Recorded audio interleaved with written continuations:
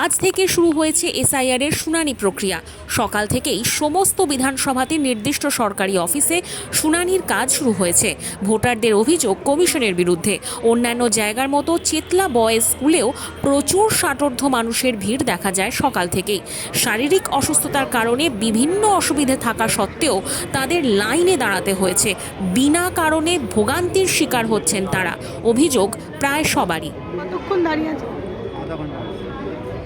কতক্ষণ? আচ্ছা, কি নাম আপনার? কি বললো, কি বলেছে বিএলও?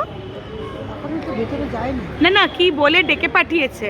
এই একটা কাগজ দিয়েছে সেই বললো আপনার নামে হিয়ারিং আছে, বলে দাও। ওরা আমার কি আধার কার্ড ভুলভাল ভোট আছে? কার্ড হারিয়ে গেছে, তো ওই জন্য আমরা করেছিলাম। তো ওখান থেকে কাগজ দিয়েছে, এটা নিয়ে আজকে আসতে বলেছে। তো অসুবিধে হচ্ছে? হ্যাঁ, কতটা অসুবিধে হচ্ছে? অসুবিধা না, ঘরে আপনার 2002-এ নাম ছিল? সব আমরা ভোট দিতাম তো। আচ্ছা, লাইনে দাঁড়িয়েছেন? আমি তো আগে এখানেই দাঁড়িয়েছিলাম, তারপরে বললো সই করাতে হবে, ওখানে গিয়ে সই করে অ্যাটেন্ড করলাম। বয়স কিরকম হলো আপনার? এই 75। তো এই কষ্ট হচ্ছে দাঁড়াতে? কষ্ট তো হচ্ছে, পায়ের অবস্থা খারাপ।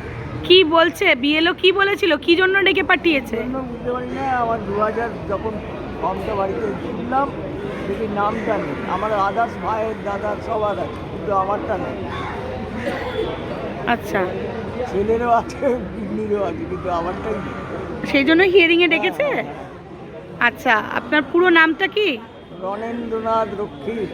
আচ্ছা, আপনার বাবা মার নাম ছিল 2002-এ? হ্যাঁ হ্যাঁ। তারপরেও আপনার নাম না, না, যোগ না। হয়নি? আচ্ছা।